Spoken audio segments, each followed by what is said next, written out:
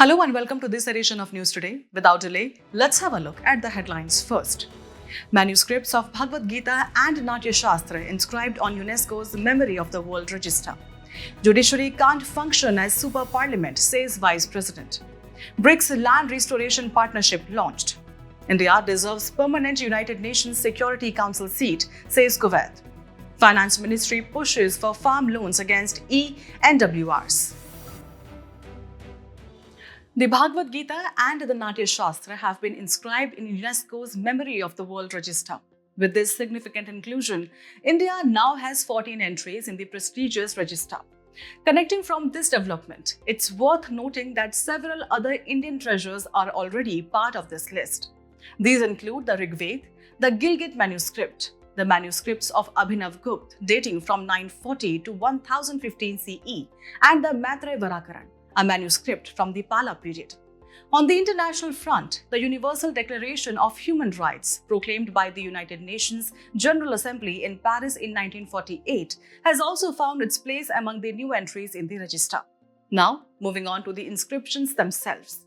Starting with the Bhagavad Gita, it is a part of the Mahabharata, specifically found within the Bhisma Parva, covering chapters 23 to 40. Structured as a powerful dialogue between Lord Krishna and Arjuna on the battlefield of Kurukshetra, the Gita is believed to have been composed in the 2nd or 1st century BCE. It comprises 700 verses across 18 chapters and is revered as a timeless guide to living a meaningful and purposeful life. Transitioning to the Natyashastra, this ancient text is considered the essence of Natya Veda, an oral tradition of performing arts that comprises a staggering 36,000 verses and is also known as the Gandharva Veda. The Natyashastra addresses drama, natya, performance, abhinay, aesthetic, emotion, ras, feeling, bhav, and music, sangeet. It is believed to have been codified in Sanskrit around the 2nd century BCE by Bharat Muni. Notably, it laid the foundation of Indian poetics, theatre, dance, and aesthetics. And finally, a quick look at the initiative behind these recognitions. UNESCO's Memory of the World program, launched in 1992, aims to preserve and provide access to documentary heritage of outstanding universal value. The program acknowledges documentary heritage that has influenced human civilization with a core objective to preserve and promote access to historical texts, manuscripts, and archives. A major statement has stirred the political and legal corridors of the nation. The Vice President has come down heavily on the judiciary, accusing it of overstepping its constitutional boundaries and trying to function as a super parliament. This sharp criticism was triggered by the Supreme Court's recent ruling, where it set a 3-month deadline for the President to decide on bills forwarded by state governors, and even invoked Article 142 to deem the 10 pending bills as having received assent. Taking a direct hit at Article 142 of the Indian Constitution, the Vice President described it as a nuclear missile against democratic forces available to the judiciary 24/7. Now, what exactly is Article 142?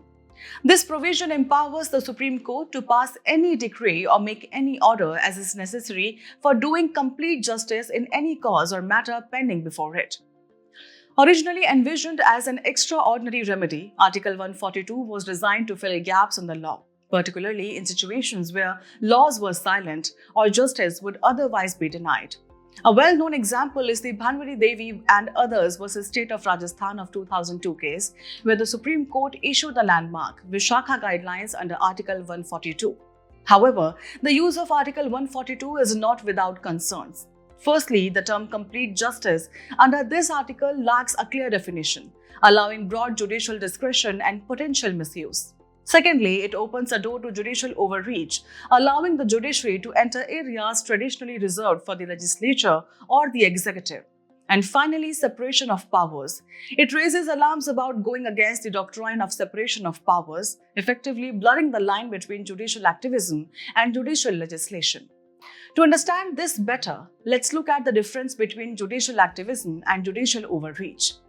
Judicial activism refers to the proactive role of the judiciary in protecting citizens' rights and promoting justice. It is a byproduct of judicial review, supported by Article 32 and 226 of the Constitution. A classic case here is the Kesavananda Bharati versus State of Kerala 1973 ruling. Judicial overreach, on the other hand, occurs when the judiciary crosses its constitutional boundaries and starts interfering in executive or legislative functions. The primary criticism here is the creation of judge-made laws. A prime example is when the Supreme Court struck down the National Judicial Appointments Commission in the NJAC case of 2015. In a significant move towards environmental sustainability, the BRICS Land Restoration Partnership has been officially launched. The announcement came during the 15th BRICS Agriculture Meet, which was held recently in Brazil. At the meet, India reaffirmed its commitment to fostering inclusive, equitable, and sustainable agriculture. Alongside India, all BRICS nations reiterated their dedication to building a sustainable agri-food system. Now, let's understand what the BRICS Land Restoration Partnership is all about. The partnership aims to tackle critical environmental challenges such as land degradation, desertification, and soil fertility loss. Importantly, it seeks to benefit small farmers, tribal communities, and local cultivators by merging traditional knowledge with scientific innovation. So, why is this initiative relevant today? The answer lies in the alarming rate of land degradation. Take India, for example. According to the Food and Agriculture Organization, or FAO, about 32% of Indian land is degraded and nearly 25% is undergoing desertification. This brings us to the concept of sustainable agriculture. Sustainable agriculture is a farming system designed to meet the needs of the present population, while also preserving the planet's resources for future generations. India has been proactive in this direction with several key initiatives. Under government schemes and missions, India has implemented programs like the National Mission on Sustainable Agriculture, or NMSA, and Zero Budget Natural Farming, or ZBNF. In terms of water and resource management, initiatives such as Per Drop More Crop and Watershed Development Programs, a component of the Pradhan Mantri Krishi Sinchai Yojana, or PMKSY, are noteworthy. And when it comes to technology and innovation, India is promoting climate-resilient crops, precision farming, and building digital infrastructure through platforms like AgriStack. There is a growing need for sustainable agriculture due to several pressing challenges. Global agri-food systems have become a major contributor to climate change, with carbon emissions reaching 16.2 billion tons of carbon dioxide as reported by the FAO in 2022. Additionally, there is reckless resource utilization, as agriculture alone consumes about 80% of India's fresh water. Other concerns include high pesticide use along with water and soil pollution, which further degrade environmental and human health. Clearly, the launch of the BRICS Land Restoration Partnership aligns well with India's existing efforts and adds a valuable layer of international cooperation. In a major diplomatic endorsement, Kuwait has stated that India deserves a permanent seat on the United Nations Security Council. Kuwait, notably, is currently the co-chair of the Intergovernmental Negotiations on UNSC reform.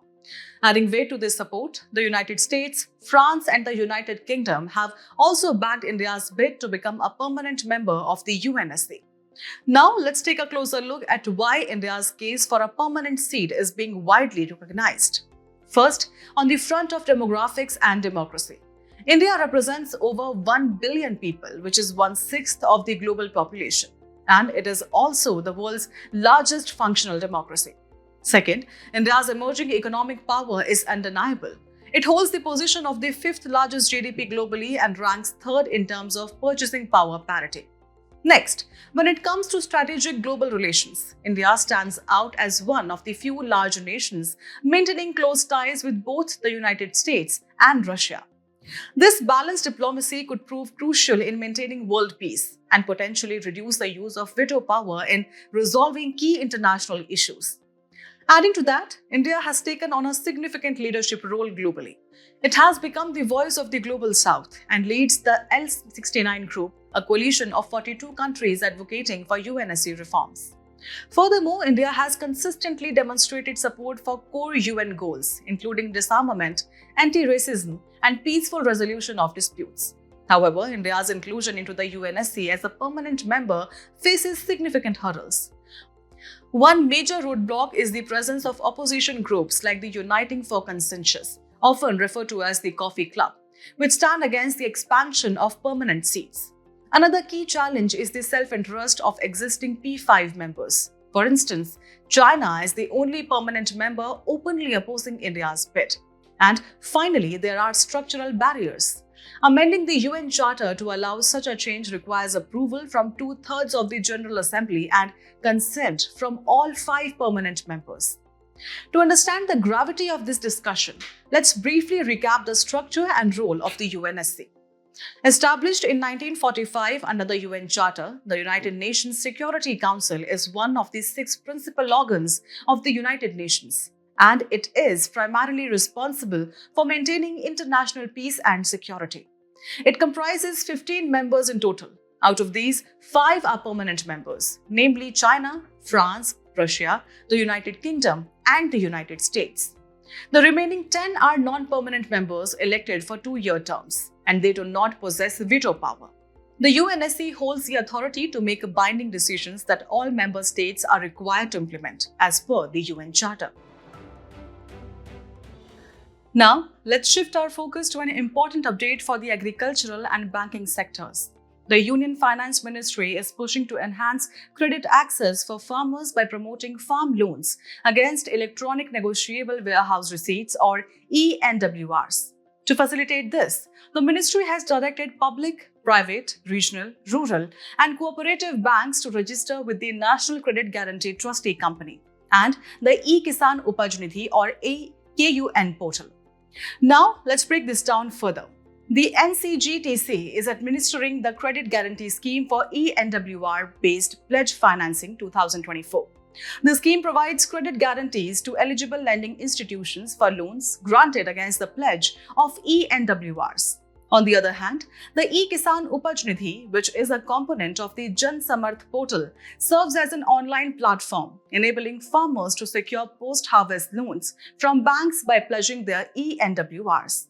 But what exactly are electronic negotiable warehouse receipts or E-NWRs? Simply put, E-NWRs are digital versions of traditional warehouse receipts governed by the Warehousing Development and Regulation Act of 2007. In fact, since 2019, the issuance of warehouse receipts in electronic form has been made mandatory. These digital receipts allow goods stored in a registered warehouse to be transferred or sold through endorsement. Now, who can issue these receipts? Only warehouses registered with the Warehousing Development and Regulatory Authority or WDRA can issue E-NWRs against notified commodities deposited there. For context, WDRA is a statutory body under the Warehousing Development and Regulation Act 2007.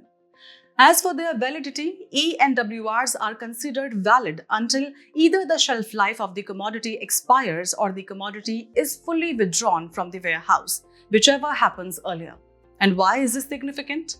Well, E-NWRs help farmers and depositors secure loans easily, encourage scientific warehousing, and most importantly, prevent distressed sales of agricultural produce by farmers.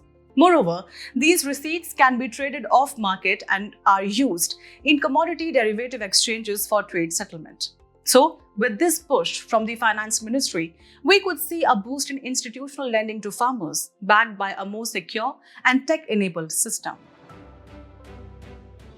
As we conclude today's main news, let's have a look at some quick updates. INS Sunena visited Nacala Port, Mozambique under Saga Mission, which is part of India's Saga Vision. Saga Mission is aimed at fostering international cooperation between India and several African countries. Unveiled by India in 2015, it is India's strategic vision for maritime cooperation in Indian Ocean region. US airstrikes Houthi-controlled Ras Isa port in Yemen. Ras Isa port or terminal is strategically located in Kamran Bay. Marib Ras Isa pipeline runs between the Marib Els and the deep seaport of the Ras Isa on the Red Sea. Other key ports of Yemen includes Aden, Al Hodeida, Mocha, etc. Create in India Challenge or CIC Season 1, launched as a flagship initiative under World Audiovisual and Entertainment Summit, evolves into a global movement. CIC, launched in August 2024, was initiated by the Ministry of Information and Broadcasting. European Union Naval Force Operation Atlanta has proposed a joint exercise with the Indian Navy. The operation supports efforts for peace, stability, and maritime security, such as piracy, combating narcotic trafficking, illegal fishing, etc. Southeastern Coalfields Limited becomes the first coal PSU in India to use paste fill technology in underground mining. Paste fill technology is a modern underground mining technique where voids created after coal extraction are filled with a specially prepared paste. World Heritage Day was celebrated on April 18th under the 2025 theme, Heritage Under Threat from Disasters and Conflicts, Preparedness and Lessons from 60 Years of ICOMOS Actions. ICOMOS is a non-governmental organization working to conserve and protect cultural heritage sites around the world. Neglected grassland habitat in Gindi National Park set for revival to support black buck population. Black buck or Indian antelope is native to Indian subcontinent. It's listed as least concern in IUCN Red List and Schedule 1 of Wildlife Protection Act 1972. NASA's Lucy spacecraft is set to fly by asteroid Donald Johanson. Lucy mission was launched in 2021. The name Lucy was chosen in honor of the fossilized human ancestor named Lucy that was found in Ethiopia in 1974. Anusandhan National Research Foundation has announced the selection of 18 hub institutions and 106 partnering spoke institutions under its flagship PAIR, or Partnerships for Accelerated Innovation and Research program, whose objective is to enhance research and innovation in Indian universities through a hub and spoke model. Rare fossils of the extinct Stegodon ganesa have been found in the Wardha-Penganga riverbed.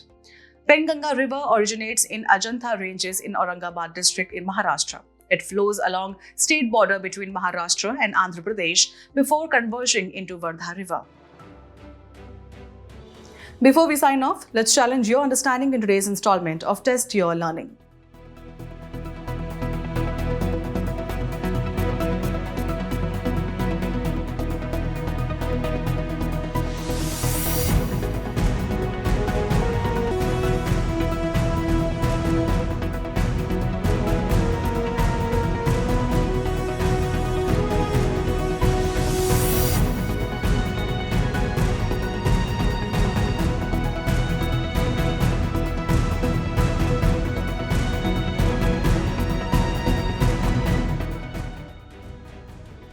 Thank you for joining us. We hope you found this episode of News Today engaging. For the solutions to the quiz and to access the PDF version of News Today, remember to visit the provided links in the description below.